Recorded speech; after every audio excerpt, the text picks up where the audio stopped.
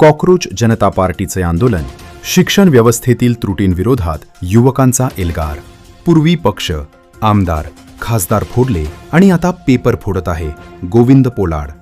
पूर्वी पक्ष फोडले, नंतर आमदार फोडले, त्यानंतर खासदार फोडले आणि आता तर थेट विद्यार्थ्यांच्या भविष्याशी खेळ करत पेपरच फोडले जात असल्याची टीका महाराष्ट्रातील प्रसिद्ध विद्रोही कवी व व्याख्याते बेधुंदकार गोविंद पोलाड यांनी महाराष्ट्र सरकारवर केली. ही परिस्थिती अत्यंत गंभीर असून यामुळे लाखो विद्यार्थ्यांच्या आयुष्यावर परिणाम होत आहे, असेही ते म्हणाले. परीक्षांमधील कथित पेपरफुटी, परीक्षा प्रक्रियेतील अनियमितता आणि विद्यार्थ्यांवरील अन्यायाच्या निषेधार्थ कॉकरोच जनता पार्टीच्या वतीने अमरावती जिल्ह्यातील चांदूर रेल्वेच्या तहसील कार्यालयासमोर भव्य आंदोलन करण्यात आले. जोरदार घोषणांनी संपूर्ण तहसील परिसर दणाणून गेला होता.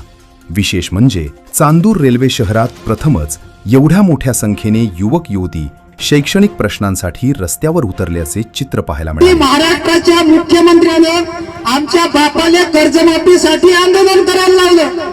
नंतर महाराष्ट्रामध्ये मुलींवर बलात्कार झाले, आमच्या मायने आंदोलन करायला लावलं. आणि आता टीईटीचा पेपर घोटाळा केला, पेपर लीक केला. आता विद्यार्थ्यांना, त्यांच्या पोरांना टीईटीच्या पेपर घोटाळ्याचं आंदोलन म्हणजे सगळेच कामी लावली आहे. आणि हे म्हणजे पहिले मतपेट्या फोडण्याच्या मागे लागले. पहिले मतपेट्या फोडल्या, नंतर येणं पक्ष फोडले, नंतर आमदार फोडले. आमदार तर फोडले, त्याच्यावरही नाही भागलं, खासदार फोडले. खासदार फोडल्याच्या नंतर पेपर फोडले. अटकली कुठे तर जाशील कुठे, बसा बोललात तुम्ही.